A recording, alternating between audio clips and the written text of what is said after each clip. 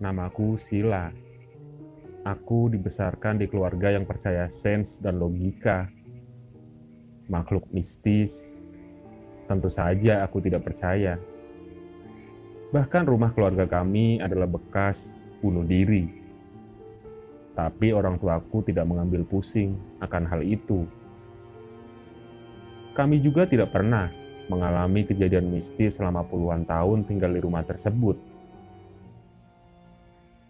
Tahun ini aku masuk SMA. Aku pergi ke sekolah asrama yang terletak di kota. Meski berat karena jauh dari rumah dan keluarga, aku harus pergi untuk menimba ilmu. Selama 3 bulan tinggal di asrama, aku sudah mulai beradaptasi dengan lingkungan sekitar. Kawanku pun banyak di sana. Mereka ramah dan saling membantu.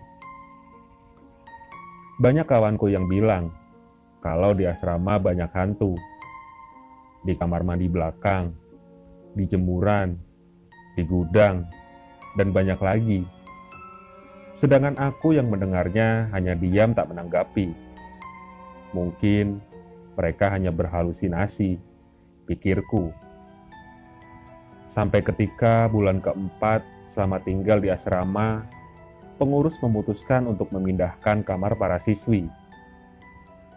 Kamarku pindah di samping musola di lantai 2. Aku suka suasana kamar ini.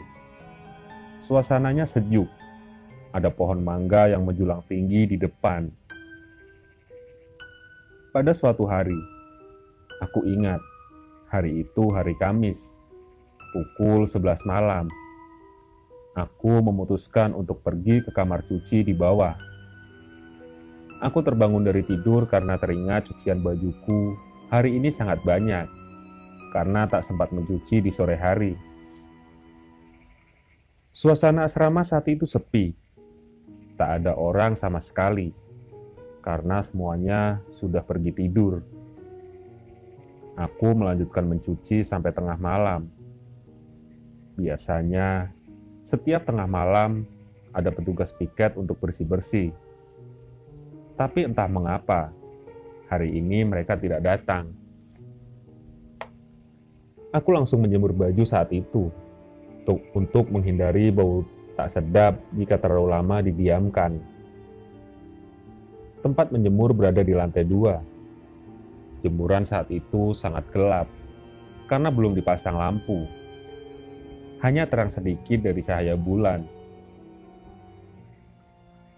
Entah mengapa aku merasakan sedikit merinding. Mungkin karena angin malam yang dingin dari luar dan suasana yang sepi saat itu membuatku sedikit takut. Aku iseng untuk menengadah ke arah jemuran dari bawah. Betapa kagetnya aku melihat seorang perempuan cantik berwajah putih pucat.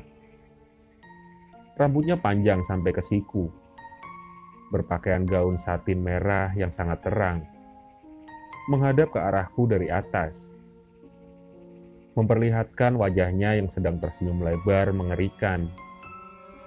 Ia terus tersenyum ke arahku. Aku hanya diam, kaku, mengumpulkan keberanian dan lari menuju kamar, meninggalkan ember cucianku di sana. Berhari-hari aku memikirkan si wanita dengan gaun merah berambut panjang. Aku menceritakannya pada temanku, karena aku merasa sedang halusinasi. Tapi, semakin dipikirkan, aku semakin takut sendiri. Dahlia, nama itu terlintas di pikiranku. Saat itu salah satu temanku pernah bercerita bahwa ada makhluk halus yang menunggu jemuran asrama.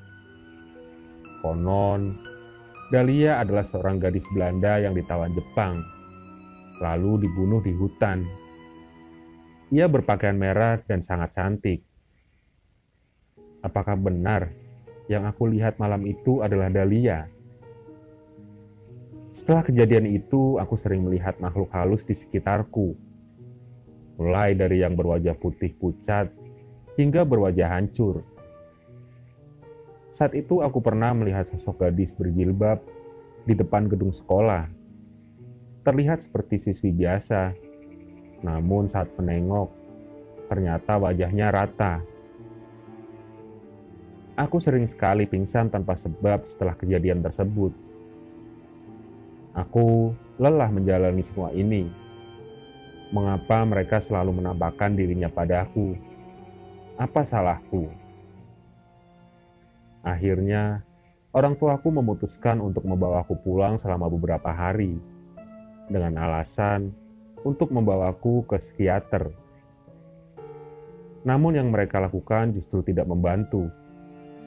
Setelah kembali ke asrama, aku malah sering tidak sadarkan diri dan melakukan sesuatu yang aneh tanpa sadar. Apakah ini rasanya kerasukan? Badanku rasanya sangat panas saat mereka memasuki tubuhku. Rasanya sangat tidak nyaman. Setelah tersadar, badanku tiba-tiba terluka dan berdarah. Semua kegiatan yang biasa aku lakukan dengan normal jadi berubah. Ketakutan setiap hari. Aku pernah berpikir untuk bunuh diri, tapi teman-temanku selalu mendampingiku di saat aku sedang dalam keadaan tidak baik-baik saja. Saat itu bulan Ramadan berlangsung. Aku disibukkan dengan berbagai acara kepanitiaan. Kondisiku saat itu jauh lebih baik dari biasanya. Mereka yang menampakkan dirinya mulai jauh berkurang. Atau mungkin karena bulan Ramadan, iblis dan jin dibelenggu di neraka. Jadi mereka tidak bisa menampakkan dirinya padaku. Aku sangat sibuk berhari-hari karena mengurus banyak acara sambil berpuasa. Akhirnya, aku pun tumbang. Asmaku kambuh. Aku istirahat sendirian di kamar. Karena semua siswi berada di aula untuk pengajian rutin. Pintu kamar dikunci dari depan agar tidak terjadi kehilangan uang atau barang. Aku bangun dari kasur karena kelelahan berbaring, menikmati angin malam yang berembus. Aku memfokuskan pandanganku ke arah pohon mangga di depan kamar.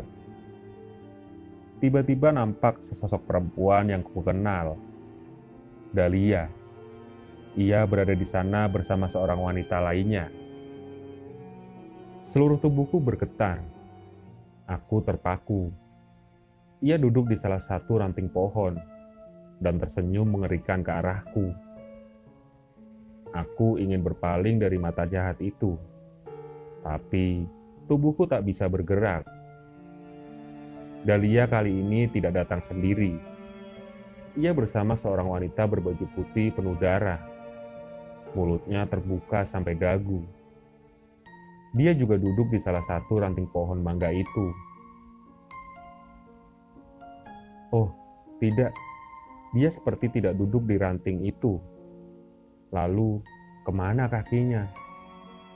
Aku sedikit bergigit karena jendela menghalangi penglihatanku. Ya Tuhan, ternyata kaki wanita itu sangat panjang, hingga menapak ke tanah. Aku semakin bergetar dibuatnya. Dahlia bersama hantu berkaki panjang. Wanita berkaki panjang itu semakin terbahak saat melihatku semakin ketakutan. Suara tawanya melengking sangat keras. Aku sontak langsung menutup rapat-rapat telingaku. Sungguh malang nasibku kali ini, terkunci di dalam kamar sendirian, dan ada dua makhluk mengerikan sedang menakutiku. Dadaku mulai sesak. Mungkin karena asmaku mulai kambuh lagi. Tubuhku tak berdaya tergeletak di lantai sendirian. Tiba-tiba semuanya gelap, dan tubuhku mulai merasa panas. Aku terbangun dari tidur dan melihat 3 orang bersimbah darah di lantai kamar. 1 orang lainnya berada di ujung ruangan nampak ketakutan melihatku. Ia menangis histeris saat ingin kudekati. Apa yang terjadi padaku saat aku tak sadar? Tak lama setelah kebingunganku, tiba-tiba 2 petugas piket menghampiriku. Ia menjerit ketakutan melihat 3 temannya tergeletak penuh darah.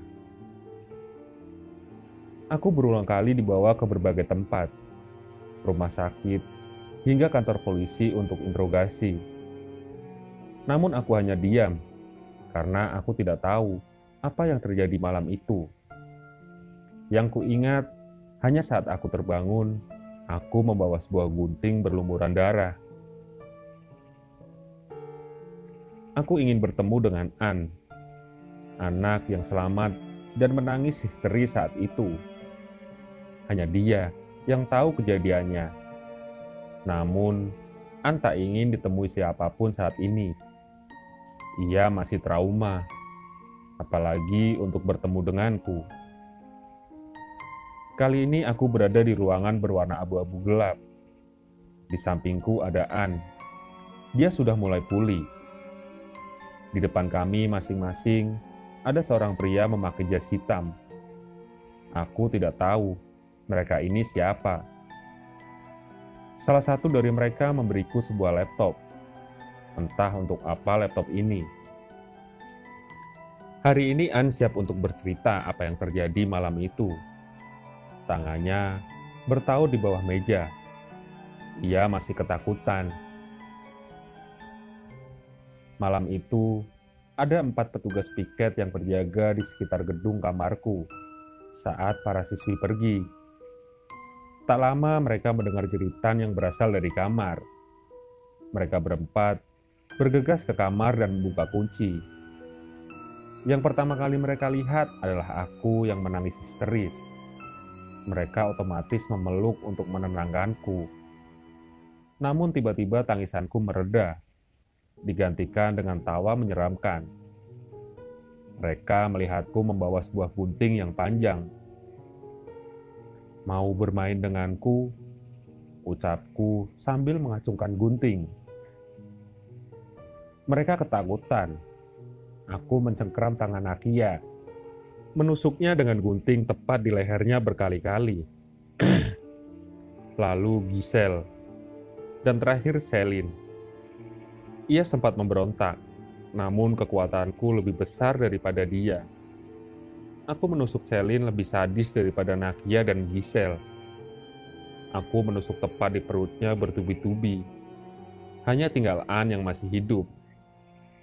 Setelahnya, aku pun pingsan. Berlumuran darah ketiga korban. Laptop yang ada di hadapanku, aku gunakan untuk menulis apa yang ingin aku tulis. Dengan perintah pria berjas di hadapanku, hari ini, 15 Oktober 2021, aku menulis cerita yang kudengar dari An, kisahku di asrama, keluargaku, semuanya.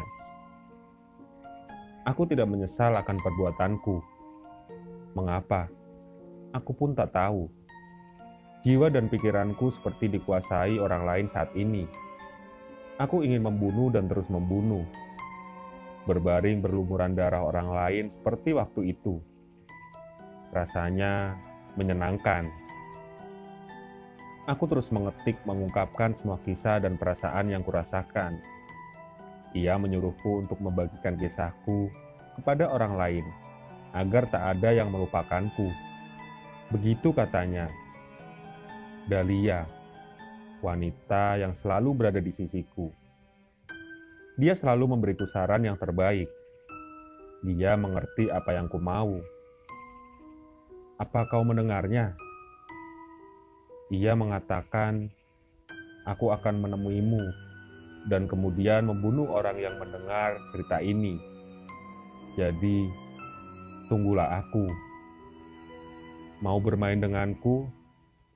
Aku membuatmu hidup agar